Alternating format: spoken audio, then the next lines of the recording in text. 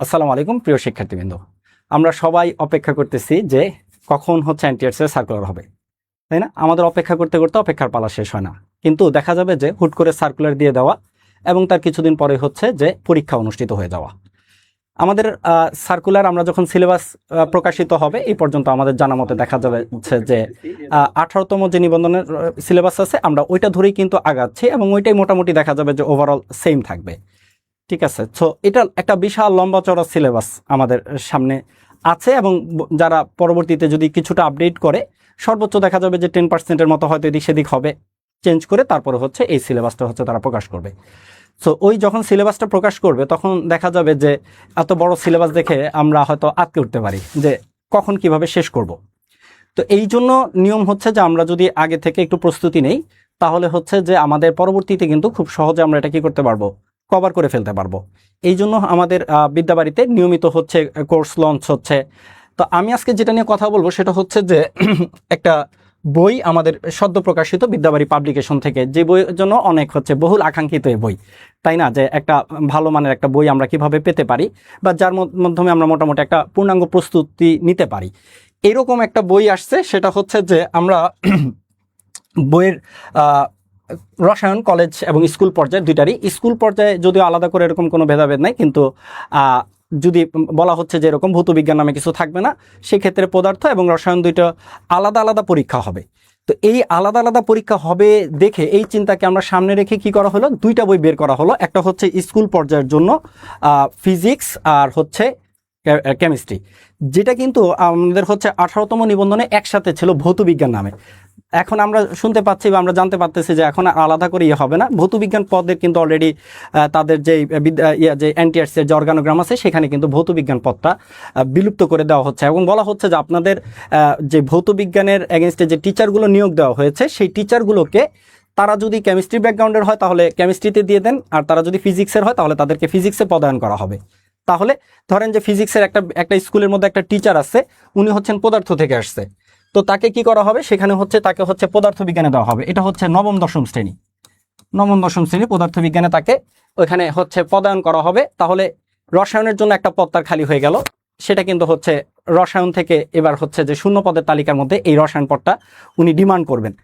So এই জন্য কিন্তু আমরা দেখতে পাচ্ছি যে পদের সংখ্যা অনেক বেশি, পদের সংখ্যা কিন্তু 5000-এরও বেশি হয়ে যাচ্ছে স্কুল পর্যায়ের রসায়ন এবং স্কুল পর্যায়ের পদার্থ। এই একটা কারণে কিন্তু হচ্ছে পদের সংখ্যা আমাদের এত বেশি হয়ে যাচ্ছে, কারণ হচ্ছে যে এখন ভৌতবিজ্ঞান নামে যেটা ছিল এটা ভাগ হয়ে দুইটা পদ হয়ে গেছে।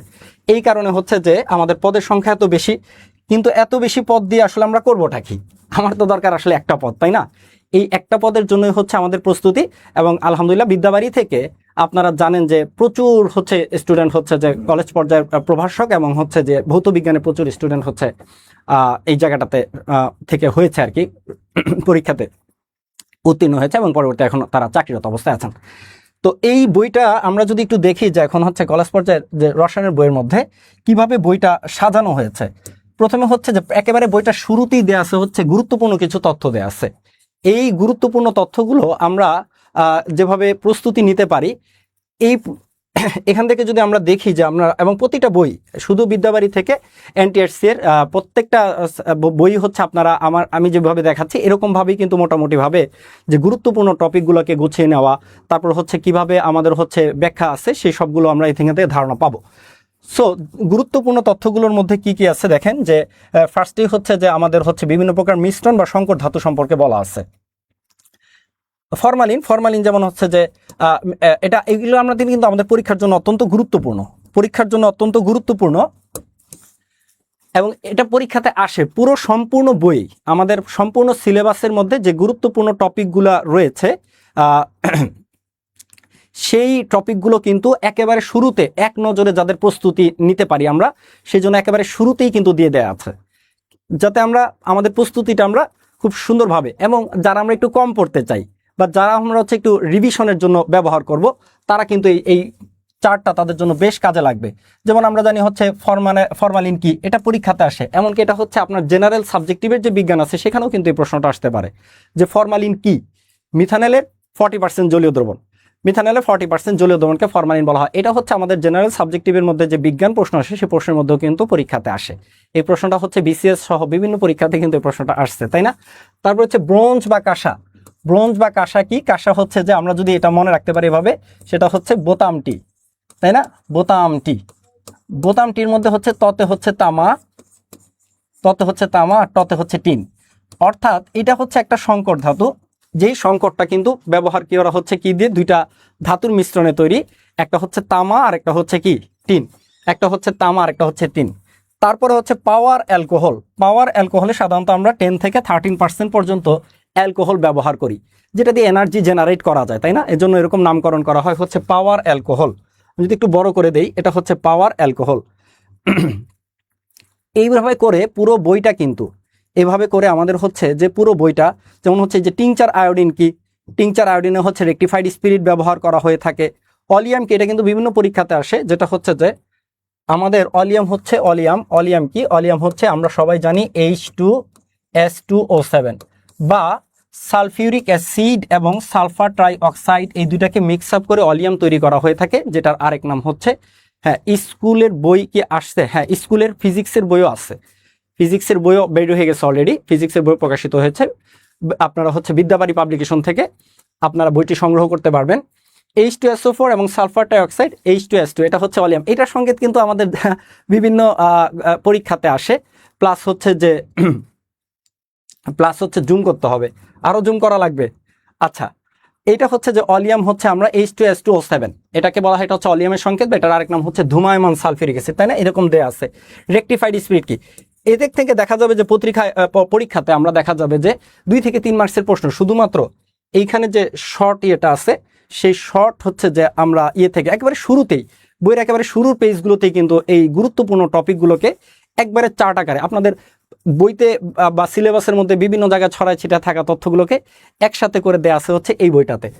তাহলে এই তথ্যগুলো আমরা কোন বইটাতে পেতে পারি, তাই না? এই তথ্যগুলো পাওয়ার জন্য আমাদেরকে যেটা করতে হবে সেটা হচ্ছে যে আমাদের এই যে বই দুইটা আছে, এই বই দুইটা হচ্ছে আমরা সংগ্রহ করতে পারি।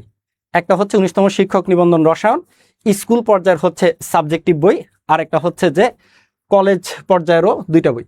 তো আমরা যারা রসায়ন থেকে পড়াশোনা করে আসছি, তারা হচ্ছে যে কলেজ পর্যায়ে পরীক্ষা দিব, আবার স্কুল পর্যায়ে পরীক্ষা দিব। তারা কি করতে পারি? তারা যদি আমরা দুইটা বই যদি একত্রে নেই, তাহলে হচ্ছে ডেলিভারি চার্জ কিন্তু একদম ফ্রি। এখানে বলা হচ্ছে যে ডেলিভারি চার্জ হচ্ছে একেবারে আমরা ফ্রি পেতে পারি। সো মনে রাখবো আমরা যে স্কুল পর্যায়ের যে রসায়ন বইটা রয়েছে, কলেজ পর্যায়ের যে রসায়ন বইটা রয়েছে, একটা মিনিট একটু দেখি আমরা।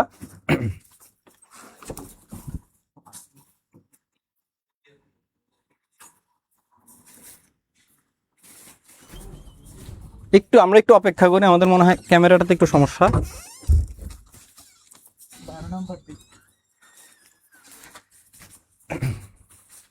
আচ্ছা, যারা ভৌত বিজ্ঞানে এক্সাম দিবে, ফিজিক্স কেমিস্ট্রি, হ্যাঁ যারা ভৌত বিজ্ঞানে এক্সাম দেবে, হ্যাঁ ভৌত বিজ্ঞানে যারা এক্সাম দিবে তারা হচ্ছে ফিজিক্স কেমিস্ট্রি যেহেতু দুইটাই পড়তে হবে, দুইটাই নিতে পারি আমরা। অথবা এরকম হইতে পারে যে যদি আমি কেমিস্ট্রির হই, তাহলে তো আমি কেমিস্ট্রি পারি, তাই না? আমার ফিজিক্সের বই, আমি কি এখন ফিজিক্সের এত কটা বই আমি পড়বো? সেক্ষেত্রে কেমিস্ট্রি বই, আমি কেমিস্ট্রি থেকে পড়াশোনা করে আসছি, আমার কেমিস্ট্রি অলরেডি আছে বই, রাইট? সেক্ষেত্রে আমি ফিজিক্সের বই না থাকলে আমি ফিজিক্সের বইটা শুধু সংগ্রহ করলাম, এটা আমরা করতে পারি। অথবা ফিজিক্স থেকে পড়ে আসছি, শুধু আমরা হচ্ছে কেমিস্ট্রি বইটা সংগ্রহ করতে পারি, এইটা থেকে আমরা হচ্ছে এটা আমরা করতে পারি। তো আমরা যেটা দেখলাম সেটা হচ্ছে যে দুইটা বই যদি আমরা করি, একত্রে অর্ডার করি, তাহলে হচ্ছে ডেলিভারি চার্জ ফ্রি। আমি আশা করি বুঝাইতে পারলাম আপনাদেরকে যে আমরা কিভাবে করে ইয়েটা করব। তারপরে যদি আমরা আসি, সেটা হচ্ছে যে আমাদের এরপরে হচ্ছে যে আমরা যদি একটু বইটার ভিতরে যদি একটু দেখি, আমরা বইটার একটা চ্যাপ্টার যদি আমরা একটু দেখি যে বইটা কিভাবে সাজানো হয়েছে, কেন এই বইটি আমাদের জন্য প্রয়োজন, বা কিভাবে পড়লে হচ্ছে আমরা এটা সুবিধাটা নিতে পারবো, পূর্ণ প্রস্তুতিটা আমরা নিতে পারবো। সেটা হচ্ছে যে আমরা তো মোটামুটি সবাই এই সাবজেক্ট থেকে পড়াশোনা করে আসছি, রাইট? সো এখন করণীয় হচ্ছে কি, যে জাস্ট হচ্ছে যে তথ্যগুলাকে একটু মনে করা, আর কি একটু রিকল করা বা একটু মনে করা। এখান থেকে আমরা যেমন হচ্ছে চ্যাপ্টারটা সাজানো হয়েছে, প্রথম হচ্ছে গ্যাসীয় অবস্থা। প্রথমে কি আছে আমরা যদি দেখি, সেটা হচ্ছে যে গ্যাসের সূত্রসমূহ দেয়া আছে, এরকম হচ্ছে একটা প্যারা আকারে কথাগুলো লেখা আছে। এখন আমরা যেটা করব সেটা হচ্ছে এই জায়গা থেকে ইম্পর্টেন্ট পয়েন্টগুলো আমরা একটু দাগায় পড়ে ফেলবো। এই জায়গা থেকে যে গুরুত্বপূর্ণ যে বিষয়গুলো রয়েছে সেগুলো আমরা হচ্ছে একটু কষ্ট করে দাগায় কি করব, মার্ক করে রাখবো এবং ওগুলো আমরা হচ্ছে পড়ে ফেলবো। এইটা হচ্ছে আমাদের প্রথম করণীয় একটা বিষয়, যে এখান থেকে আমরা এটা করব, মার্ক করে আমরা যেগুলো এমসিকিউর জন্য গুরুত্বপূর্ণ, এমসিকিউর জন্য যেটা গুরুত্বপূর্ণ সেই চ্যাপ্টারগুলো আমরা হচ্ছে একটু মার্কিং করে রাখবো, যে এমসিকিউ টাইপের প্রশ্ন যেখান থেকে আসতে পারে। যেমন ফর এক্সাম্পল হচ্ছে যে একটা যদি আমি বলি সকল লাইনই কি এমসিকিউর জন্য গুরুত্বপূর্ণ, উত্তর হচ্ছে না। সকল প্রশ্ন হচ্ছে এমসিকিউর জন্য গুরুত্বপূর্ণ না। এমসিকিউর জন্য গুরুত্বপূর্ণ কি, তাপমাত্রা বাড়ালে গ্যাসের অণুর গড় গতিশক্তি বেড়ে যায়। তাহলে গ্যাসের অণুগুলোর গড় গতিশক্তি নির্ভর করে কিসের উপরে, উত্তর হচ্ছে তাপমাত্রা। উত্তর হচ্ছে তাপমাত্রা। তারপরে হচ্ছে যে আমরা একটা গ্যাসকে কিভাবে তরলে পরিণত করতে পারি।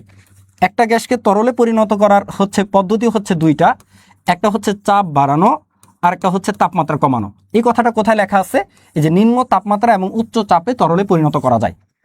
আমরা কখনো নিম্ন চাপে বা হচ্ছে যে তাপমাত্রা যদি বেশি থাকে সেটাকে তরলে পরিণত করা যাবে না। সেক্ষেত্রে কি করতে হবে, নিম্ন চাপে অথবা উচ্চ চাপে এবং তাপমাত্রা কমায়, এই দুইভাবে কিন্তু আমরা একটা গ্যাসকে তরলে পরিণত করতে পারি। ঠিক এই কথাটি কিন্তু এখানে বলা আছে। তো এইরকম যে প্রশ্নগুলো আছে সেগুলো হচ্ছে যেগুলো এমসিকিউর জন্য গুরুত্বপূর্ণ, সেগুলো আমরা এই জায়গা থেকে নোট ডাউন করে রাখতে পারি, আমরা এখান থেকে আমরা নিতে পারি। তারপর যদি আমরা আসি যে এরকম আরো বেশ কিছুই আছে, আমরা যদি বইয়ের একটু কলেবরটা দেখি, প্রথমে দেওয়া আছে যেমন হচ্ছে বয়েলের সূত্র দেওয়া আছে। এখন বয়েলের সূত্র কি স্যার আমি পুরো বয়েলের সূত্র মুখস্থ করব, উত্তর হচ্ছে না। এটা মুখস্থ করার প্রয়োজন নাই, আমাদেরকে জাস্ট হচ্ছে মূল পয়েন্টটা মনে রাখতে হবে। টাল বেশি আমাদের প্রয়োজন নাই, সালের বেশি প্রয়োজন নাই। স্থির তাপমাত্রায় কোনো নির্দিষ্ট গ্যাস, স্থির তাপমাত্রা, এখানে কি থাকবে, টেম্পারেচার কি থাকে, স্থির থাকে, তাই না? স্থির তাপমাত্রায় আমরা কি করতে পারি, কোনো গ্যাসের আয়তন তার হচ্ছে কি চাপের ব্যস্তানুপাতিক, অর্থাৎ চাপ বাড়লে কি হবে, আয়তন হ্রাস পাবে। চাপ বাড়লে এটার আয়তন কি পাবে, হ্রাস পাবে। এইভাবে করে আমরা মনে রাখতে পারি। এরপর আসি হচ্ছে যে বয়েলের সূত্র থেকে আমরা কেমন হচ্ছে যে লেখচিত্র দেখতে পাবো। বয়েলের সূত্র থেকে আমরা এরকম লেখচিত্র দেখতে পাবো। বলতেছে যে পরীক্ষাতে প্রশ্ন আসবে পি বনাম ভি, এরকম লেখচিত্র যদি আমরা দেখি বয়েলের সূত্রে, তাহলে কেমন পাবো, এটা হচ্ছে যে এই অধিবৃত্তীয় আমরা লেখচিত্র দেখতে পাই। আর এটা লেখচিত্রের নামটা হচ্ছে আইসোথার্ম বা সমতাপীয় রেখা বলা হয়। এরকম আইসো মানে একই, আর থার্ম মানে হচ্ছে কি তাপমাত্রা। এইভাবে করে বইটা হচ্ছে সাজানো আছে প্রত্যেকটা টপিক। এবং দেখেন একটা দেয়া আছে, এরপরে কি দেয়া আছে, কিছু গাণিতিক সমস্যা। এখন প্রশ্ন হচ্ছে যে স্যার গণিত কি আসবে কিনা, এটা একটা আপনাদের প্রশ্ন থাকে যে স্যার এত বড় গণিত বা ছোটখাটো কিছু গণিত কিন্তু আসতেই পারে। দেখেন যেমন হচ্ছে এইটা একটা গণিত, এইরকম গণিত কিন্তু আপনি দেখে হচ্ছে ভয় পাওয়ার মতো তেমন কিছু নাই। সেটা হচ্ছে যে ছোটখাটো কিছু গণিত কিন্তু আসবে, একেবারে যে আসবে না তা কিন্তু না, ছোটখাটো কিছু গণিত কিন্তু আসতে পারে। যেমন হচ্ছে যে ফর এক্সাম্পল আমি যদি আপনাদেরকে বলি যে একটা গ্যাসের চাপ যদি দ্বিগুণ করা হয়, একটা গ্যাসের চাপ যদি স্থির তাপমাত্রায় চাপ যদি দ্বিগুণ করা হয় তাহলে তার আয়তন কত হবে। এইরকম কিছু ম্যাথ কিন্তু হ্যাঁ অবশ্যই দেখাবো, আমি একটু দেখাবো, একটু ওয়েট করি আমরা। সেটা হচ্ছে যে এই হচ্ছে আমাদের পদ্ধতি, এরকম ছোট ছোট কিন্তু কিছু ম্যাথ আসতে পারে। ফাইন, ভালো কথা। এরপর আমরা যদি ম্যাথের পরে আমরা চলে যাই হচ্ছে যে এরকম অনেকগুলো ম্যাথ দেওয়া আছে। এখন এই ম্যাথ তো আসলে আমাদের জন্য অত ইম্পর্টেন্ট না, তবে একটা কথা মনে রাখতে হবে। যেমন ফর এক্সাম্পল আমি যদি এই ম্যাথটা দেখি, এই ম্যাথটার মধ্যে কি বলা আছে যে মার্বেল সহ উত্তপ্ত করলে, একটা জিনিস খেয়াল করেন, এখানে কি বলা আছে, মার্বেল সহ যদি একটা গ্যাসকে উত্তপ্ত করা হয় কিভাবে। তার ম্যাথগুলি কেন দেয়া আছে স্যার, এত কঠিন ম্যাথ তো আসবে না। দেওয়ার একটা কারণ হচ্ছে যে আমরা যদি ম্যাথ করি তাহলে আমাদের কনসেপ্টটা ক্লিয়ার হয়, এইটা একটা কারণ। আরেকটা হচ্ছে যে যেগুলো কঠিন ম্যাথ আছে আমরা কনসেপ্ট ক্লিয়ার হয়ে গেলে এরপর আর ম্যাথ না করলেও চলবে। আপনারা ওই ম্যাথগুলোকে কি করবেন, অ্যাভয়েড করবেন, অমিট করবেন। যে প্রশ্ন দেওয়া আছে আমরা দেখবো সামনে। দেখেন স্যার এইখানে একটা ম্যাথ দেওয়া আছে, এই ম্যাথটা যদি আমি করি, একটি কাচের মার্বেল সহ নির্দিষ্ট পরমাণ গ্যাসের আয়তন হচ্ছে 200 সেন্টিমিটার কিউব, রাইট। এখানে করণীয় কি স্যার, মনে রাখবেন যে বয়েলের সূত্র তো মার্বেলের জন্য প্রযোজ্য না। এই কারণে মার্বেলের যে আয়তন ধরে নিলাম সেটা হচ্ছে এক্স, এই এক্সটাকে কিন্তু পরবর্তীতে বিয়োগ করা হচ্ছে আয়তন থেকে, মূল আয়তন থেকে বিয়োগ করা হচ্ছে। তাহলে ওই যে গ্যাসের সূত্রগুলো only specific for gas, so এইটা কিন্তু কঠিন পদার্থের ক্ষেত্রে বা তরলের জন্য প্রযোজ্য হবে না। এই জন্য কিন্তু যখন আমরা ম্যাথটা করব তখন এই কনসেপ্টটা আমাদের ক্লিয়ার হয়ে যাবে। আমাদের হাতের যাদের হাতে সময় থাকবে তারা হচ্ছে ম্যাথ করব, যাদের হাতে সময় কম থাকবে তারা ম্যাথগুলো করার কোনো প্রয়োজন নেই, আপনারা এটা বাদ দিয়ে দিবেন। এটা হচ্ছে তবে আপনার জন্য একটা অপশন রাখা হলো, আপনার জন্য একটা অপশন রাখা হলো যে আপনি যেন সুযোগ পাইলে যেন ম্যাথগুলো আপনারা করতে পারেন। এরপরে এখানে কিছু সীমাবদ্ধতা নিয়ে আলোচনা করা আছে। তারপরে আমরা যদি চলে যাই হচ্ছে যে বয়েলের সূত্রের পরে একইভাবে এরকম গ্যাসের সকল সূত্র নিয়ে এরকম আলোচনা করা আছে এবং প্রয়োজনীয় যে গ্রাফগুলো দেওয়া আছে সেই গ্রাফগুলো হচ্ছে আপনারা দেখবেন যে এই গ্রাফগুলো দেওয়া আছে এই জায়গাতে প্রয়োজন অনুযায়ী যে গ্রাফগুলো দরকার আমাদের সেই গ্রাফগুলো দেওয়া আছে এবং গ্রাফগুলো থেকেও কিন্তু প্রশ্ন আসতে পারে। যেমন হচ্ছে এটা হচ্ছে পরম শূন্য তাপমাত্রা, এই যে তাপমাত্রাটা দাগাঙ্কিত করা আছে এটা কিন্তু হচ্ছে পরম শূন্য তাপমাত্রা, এটা কিন্তু বলা আছে এবং প্রত্যেকটা চ্যাপ্টার শেষে কনসেপ্ট ক্লিয়ারের জন্য কিন্তু আমাদের এরকম প্রচুর কি দেওয়া আছে, প্রচুর হচ্ছে ম্যাথ দেওয়া আছে। কনসেপ্টটা ক্লিয়ার করার জন্য দেখা যাচ্ছে যে প্রচুর আমাদের হচ্ছে প্রচুর না বলবো, প্রচুর না, কয়েকটা গাণিতিক সমস্যা দেওয়া আছে। এগুলো যদি আমরা করি আমাদের হচ্ছে উপর থেকে যে নলেজটা পাবো সেই নলেজটা আমাদের আরো পরিষ্কার হয়ে যাবে। যাই হোক, এভাবে সমন্বয় করে আমরা যেতে পারি। প্রত্যেকটা গুরুত্বপূর্ণ টপিক দেওয়া আছে এই জায়গাটাতে, যে এই যে তাপমাত্রা বৃদ্ধি করলে গ্যাসের চাপ কেন বৃদ্ধি পায়, একটা ব্যাখ্যামূলক কথা এখানে বলা আছে। কেন পরীক্ষায় প্রশ্ন আসবে তাপমাত্রা বৃদ্ধি করলে নিচের কোনটি বৃদ্ধি পায়, চাপ, বাট এরকম হচ্ছে কোশ্চেন। সো হ্যাঁ, বিগত সালের এনটিএসসি এর প্রশ্ন বলতে হচ্ছে যে বিগত সালে এনটিএসসি এর প্রশ্নের যে টপিকগুলো আছে সেই টপিকগুলোর ধারাবাহিকতায় কিন্তু আপনার হচ্ছে এগুলো সাজানো হয়েছে, টপিকগুলোর ধারাবাহিকতায় হচ্ছে সাজানো হয়েছে। বিগত সালের প্রশ্ন বলতে দেয়া আছে হচ্ছে 49তম বিসিএস এর সকল প্রশ্ন কিন্তু সংযোজন করা আছে। এর বাইরেও কিন্তু আরো অনেক প্রশ্ন দেয়া আছে, এটার মধ্যে প্রশ্নের কোনো শেষ নেই, প্রচুর প্রশ্ন দেয়া আছে আপনাদের প্র্যাকটিসের জন্য, প্রচুর প্রশ্ন দেয়া আছে। আমরা যদি একটু প্রশ্নের সেকশনে যাই, দেখেন খুব সুন্দর করে বইটা হচ্ছে সাজানো আছে আপনাদের জন্য। আদর্শ গ্যাসের সমীকরণ, বিশাল লম্বা চড়া একটা, এই জায়গা থেকে প্রশ্ন আসবে বেশি সংখ্যায় বেশি। গাণিতিক হচ্ছে প্র্যাকটিস করার জন্য গাণিতিক সমস্যা দেয়া আছে। ফাইনালি আমরা ধরেন হচ্ছে এখন কিছু টপিক দেওয়া আছে, যেমন হিমোগ্লোবিনের কার্যকারিতা, লাসা তেলীয় নীতি। হিমোগ্লোবিনের কার্যকারিতা এটা কিন্তু মিডিয়াম মানের একটা ইম্পর্টেন্ট প্রশ্ন, হাইলি ইম্পর্টেন্ট না, এটাও কিন্তু সংযোজন করা আছে আপনাদের সুবিধার্থে, এটাও কিন্তু আপনাদের সুবিধার্থে কি করা আছে এই জায়গাটার মধ্যে সংযোজন করা রয়েছে। সো যদি আপনি চান তখন কিন্তু আপনি হচ্ছে এটা পড়তে পারবেন এবং আমরা ক্লাসের মধ্যে ডিটেলস ডিসকাস করি যে কোনটা বেশি গুরুত্বপূর্ণ কোনটা কম গুরুত্বপূর্ণ, এটা কিন্তু ক্লাসের মধ্যে বলা হয়ে থাকে। আচ্ছা, তো যাই হোক, আমাদের যেন মিস না হয়, যাতে সম্পূর্ণ প্রস্তুতিটা আমরা নিতে পারি, এই জন্য আপনাদের হচ্ছে কিছু যেটা একটু কম গুরুত্বপূর্ণ টপিকগুলো জায়গার মধ্যে অ্যাড করা আছে, তবে একেবারে অগুরুত্বপূর্ণ না, কম হলেও কিন্তু গুরুত্বপূর্ণ, ঠিক আছে। এরপরে আমরা যদি চলে যাই হচ্ছে এটা বিশাল লম্বা চড়া একটা অধ্যায় এবং মাঝে মাঝে কিছু হচ্ছে এরকম চিত্র দেয়া আছে, মাঝে মাঝে হচ্ছে চিত্র দেয়া আছে এবং গাণিতিক টার্মিনোলজি ব্যবহার করা আছে। আপনাদের প্রশ্ন তো আসলে লেখা থেকে কম আসবে, লেখা থেকে যে বেসিক কোয়েশ্চেনগুলো, বেসিক আমরা যদি যে এইটা পড়ে যদি বুঝতে পারি তাহলে এনাফ, শেষ, আমাদের আর ভিতরে না পড়লেও হচ্ছে। এটা আপনারা মনে রাখবেন, ভর বাড়লে ব্যাপনের হার কি পায়, হ্রাস পায়। এখানে এই কথার দ্বারা আমরা এটা বুঝতে পারি, ভর বাড়লে ব্যাপনের হার হ্রাস পায় বা ব্যাপনের হার কার কার সাথে সম্পর্কিত, এটা কিন্তু এই সমীকরণ দেখে মোটামুটি ভাবে বোঝা যাচ্ছে, তাই না? আচ্ছা, তারপর আমরা যদি আসি যে দেখে এদিকে ব্যাপনের হার নির্ধারণী ফ্যাক্টরগুলো কারা কারা আছে সেগুলো বলা আছে এবং কার ব্যাপনের হার বেশি হবে, ব্যাপনের আমরা কি কি প্রয়োগ করতে পারি, আমরা ব্যাপনের সূত্র দিয়ে, যে ব্যাপনের সূত্র আমরা কোন কোন জায়গাতে ব্যাপনের সূত্রগুলো আমরা কাজে লাগাতে পারি, এই ব্যাপারেও কিন্তু কথা বলা আছে হচ্ছে বইটার মধ্যে। সো আপনারা যারা শুনতেছেন তারা অনেকেই আছেন রসায়নের না, সো আপনারা পাস করে দিবেন, যারা কেমিস্ট্রি থেকে পড়াশোনা করতেছে বা যারা এই সাবজেক্টগুলোতে পরীক্ষা দিবে তারা হচ্ছে আপনারা চাইলে বিদ্যাবাড়ির এই বইকে অথবা বিদ্যাবাড়ির যে কোর্সটা আমাদের চলমান যে কোর্সটা রয়েছে সেই কোর্সটা আপনারা সাজেস্ট করতে পারেন। সো এই যে তেমন বলা আছে যে একটা ইতিহাস দিয়ে সুন্দর করে লেখা আছে যে দ্বিতীয় বিশ্বযুদ্ধের সময় আমরা ইউরেনিয়ামকে কিভাবে করে আলাদা করে নিয়ে আসছি, আলাদা করে তারপরে হচ্ছে ওরা ইউরেনিয়ামকে কাজে লাগিয়ে হচ্ছে বোমা তৈরি করে। সো এইখানে কিন্তু এরকম একটা গল্প আকারে, এখন গল্প তো পরীক্ষা আসবে না, এই কারণে কিন্তু বইটার কলেবরটা একটু বেড়ে গেছে। আপনাদের কাছে মনে হবে স্যার বইটা তো আর আপনার পুরোটা আপনাকে মুখস্থ করতে হচ্ছে না, কিছু কিছু জিনিস দেওয়া রয়েছে যেটা আপনার পড়াটাকে ইন্টারেস্টিং করে তুলবে, এটা আপনার একটু মাথায় রাখবেন, যেটা আপনাকে ইন্টারেস্টিং করবে। ম্যাথ করলে আমাদের হচ্ছে কি ব্রেনের এফিসিয়েন্সি বাড়ে, আমরা যখন গাণিতিক প্রস্তুতি নেই বা গাণিতিক সমস্যার সমাধান করি তখন আমাদের ব্রেনের এফিসিয়েন্সিটা বৃদ্ধি পায়। সো এটা হচ্ছে আপনারা করবেন যে এই কারণে কিন্তু এই ম্যাথগুলো দেওয়া, আবার আমাদের কনসেপ্টগুলো ক্লিয়ার হয়। ম্যাথগুলো যখন আমরা নিজেরা করি তখন হচ্ছে কনসেপ্ট, ক্যালকুলেটর অবশ্যই লাগবে, ক্যালকুলেটর সহ করতে হয়, আর যেই ম্যাথগুলো ক্যালকুলেটর ছাড়া করা সম্ভব সেগুলো কিন্তু পরীক্ষাতেও আসা সম্ভব, মনে রাখবেন। যেই ম্যাথটা আপনি ক্যালকুলেটর ছাড়া করতে পারতেছেন, ছোট ছোট কিছু ম্যাথ, সেরকম কিন্তু আপনার হচ্ছে ক্যালকুলেটরও আসা সম্ভব।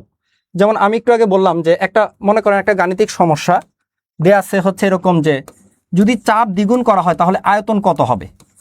ঠিক আছে, চাপ যদি দ্বিগুণ করা হয় তাহলে যেহেতু ব্যস্তানুপাতিক সম্পর্ক স্থির তাপমাত্রায়, চাপ যদি দ্বিগুণ করা হয় তাহলে আয়তন কি হবে, অর্ধেক। আয়তন হবে হচ্ছে অর্ধেক।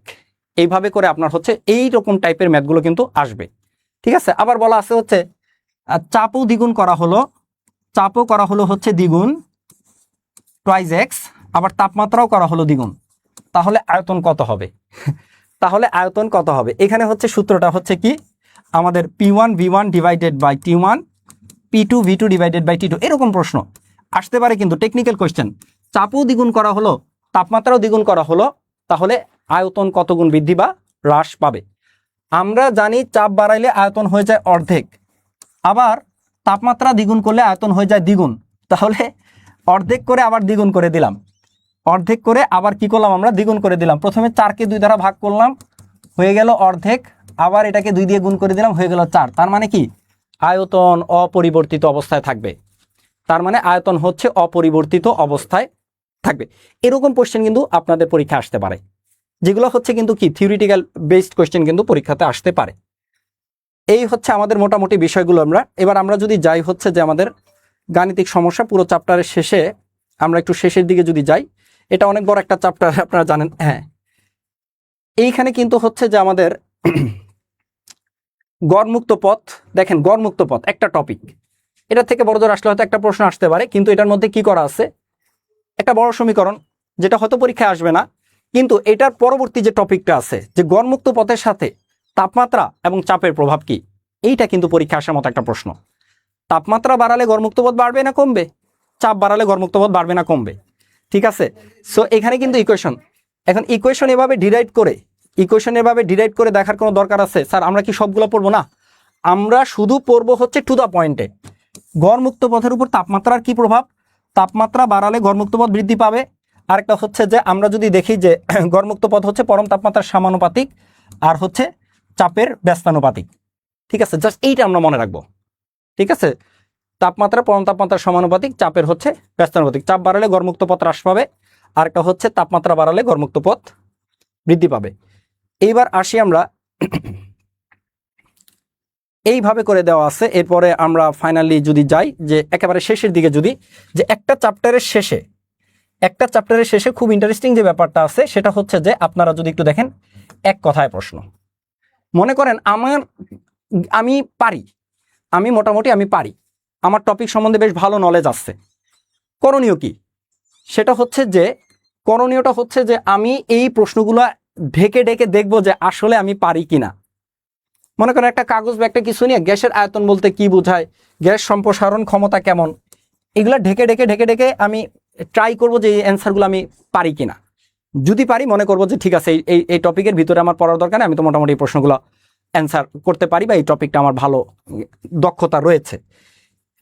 এরপরে হচ্ছে আমরা যেহেতু বুঝলাম আমার দক্ষতা আছে, ভালো কথা, আমরা চলে যাই হচ্ছে আমাদেরকে একটু প্রশ্ন উত্তরে, যেখানে আমরা পাবো হচ্ছে এখানে কিন্তু প্রচুর এক কথায় প্রশ্ন দেওয়া আছে। দেখেন প্রচুর এক কথায় প্রশ্ন দেওয়া আছে, যেটা কিন্তু আপনি যে প্রশ্ন করলেন যে স্যার এনটিআরসি এর প্রশ্ন, এনটিআরসি এর প্রশ্ন থেকেই কিন্তু এই প্রশ্নগুলো দেয়া। এনটিআরসি এর প্রশ্ন থেকেই কিন্তু আপনার যে এই যে এসটিপির পূর্ণরূপ কি, এটা কিন্তু এনটিআরসি এর লিখিত পরীক্ষা আসা প্রশ্ন। এসটিপি কি স্ট্যান্ডার্ড টেম্পারেচার অ্যান্ড প্রেশার, যেখানে তাপ হচ্ছে 0 ডিগ্রি সেলসিয়াস আর চাপ হচ্ছে 1 অ্যাটমসফিয়ার বা 760 মিলিমিটার পারদ-চাপ। এটা কিন্তু এনটিআরসি এর প্রশ্ন, এটা লিখিত পরীক্ষা একটা প্রশ্ন আসা, সেখান থেকে কিন্তু এটা পিক করে এই জায়গাতে নেওয়া হয়েছে। সো আমরা যদি এই বইটা কভার করতে পারি তাহলে কিন্তু হচ্ছে যে আমাদের মোটামুটি আমরা শেষ করতে পারবো। তারপরে দেয়া আছে হচ্ছে যে পিবি বনাম পি লেখচিত্র কেমন হবে, মানে আমরা তো পিবি লেখচিত্র সম্পর্কে দেখলাম, পিবি লেখচিত্র হয় হচ্ছে এরকম। এখন আমাকে যদি পিবি বনাম পি লেখচিত্র নিতে বলে, পিবি বনাম পি, বয়েলের সূত্র অনুযায়ী আমরা জানি পিবি সমান সমান হচ্ছে ধ্রুবক, যেহেতু ওয়াই সমান সমান হচ্ছে ওয়াই অ্যাক্সিসে কি আছে, ধ্রুবক মান আছে, তাহলে এটা হবে হচ্ছে সরল রেখা। ঠিক আছে, ফাইন। তো এইভাবে করে কিন্তু বইটা সুন্দর করে সাজানো রয়েছে। তাহলে আমরা দেখলাম কি টপিক দেয়া আছে, টপিকের পরে গাণিতিক সমাধান দেয়া আছে, তারপরে কি দেয়া আছে, এক কথায় প্রশ্নোত্তরগুলো সেট করা রয়েছে। ঠিক আছে, ফাইন। আপনি যদি মনে করেন যে না এক কথা প্রশ্নোত্তরগুলো আমি পারি, ভালো কথা, তারপরে আমরা সরাসরি চলে যাব হচ্ছে এই কমন উপযোগী নৈর্ব্যক্তিক প্রশ্ন। এই যে এমসিকিউ দেয়া আছে, দেখেন এমসিকিউ দেয়া আছে। এই এমসিকিউ প্রশ্নটা যদি দেখেন যে ফার্স্টে একটা ম্যাথ দেয়া আছে, স্যার আমি আবারও বলি ম্যাথ আসবে কম, ম্যাথ আসবে কম, বইতে দেয়া আছে বেশি। কঠিন কঠিন ম্যাথগুলো আপনারা চাইলে অ্যাভয়েড করতে পারেন।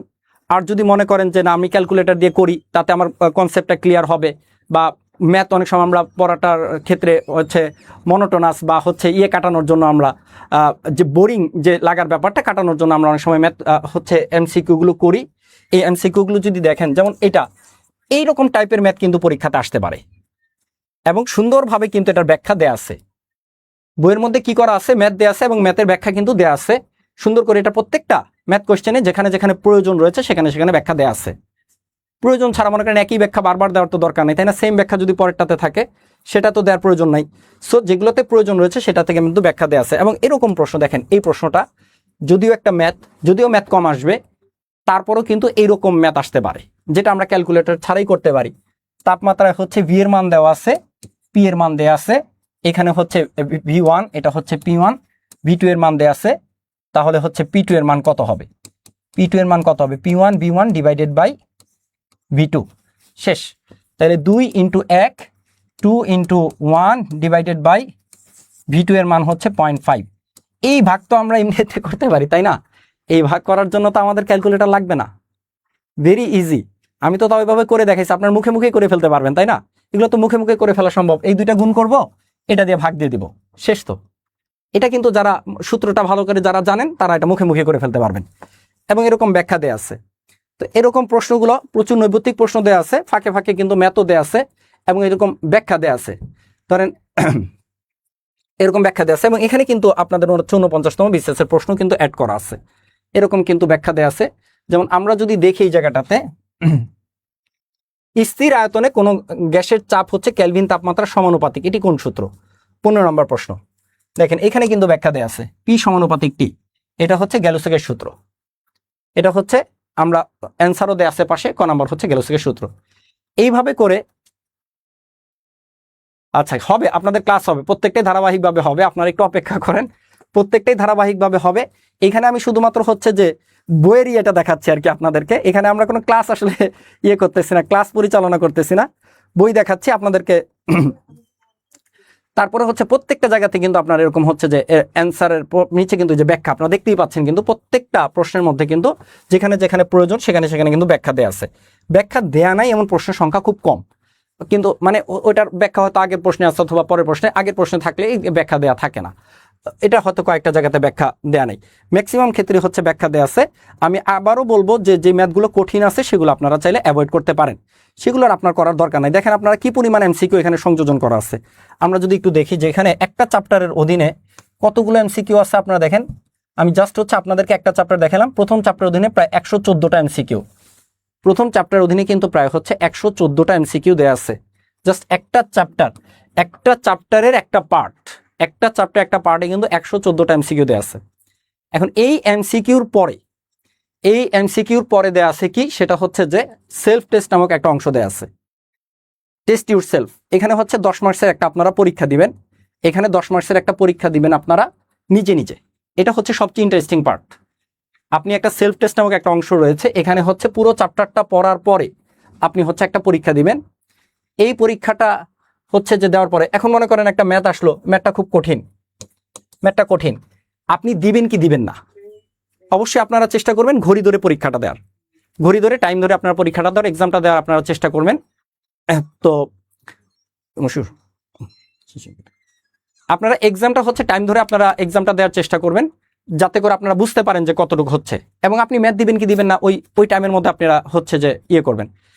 আচ্ছা, তো আপনারা একটা পরীক্ষায় সর্বোচ্চ 10 মিনিট, যেহেতু 10টা প্রশ্ন আছে সর্বোচ্চ 10 মিনিট নিতে পারেন, আরো কমে দিতে পারলে আরো ভালো। এবং লাস্টে কিন্তু এই যে উত্তরমালা সংযোজন করা রয়েছে, লাস্টে হচ্ছে উত্তরমালা সংযোজন করা রয়েছে। তো যাই বললাম যে একেবারে পুরো বইটা,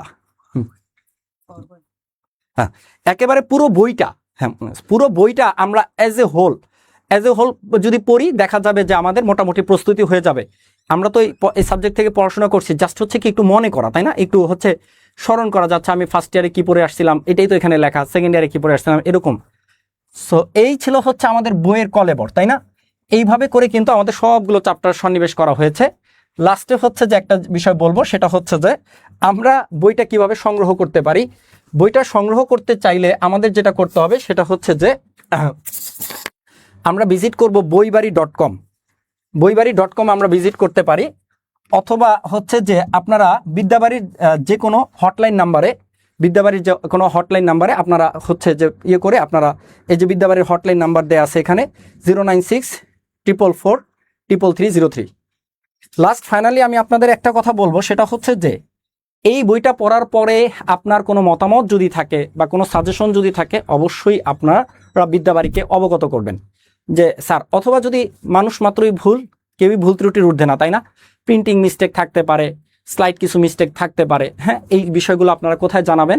সেটা হচ্ছে বইবাড়ি.com বা ওদের এই একটা হচ্ছে যে নাম্বারে আপনারা একটু কাইন্ডলি জানাবেন।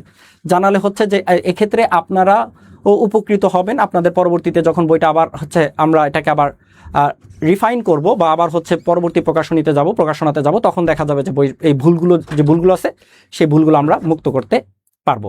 তো এই বলে হচ্ছে আজকে আমি বিদায় নিচ্ছি। আপনারা সবাই ভালো করে প্রস্তুতি নিন এবং বিদ্যাবাড়ির সাথেই থাকুন। যারা যারা ইন্টারেস্টেড আছে তাদেরকে আপনারা জানাতে পারেন, যদি আগ্রহী হয় তাহলে বিদ্যাবাড়ির সাথে রসায়ন কোর্সে এটা করার জন্য, এবং সেক্ষেত্রে আমার সাথে ইনশাল্লাহ দেখা হবে। আসসালামু আলাইকুম।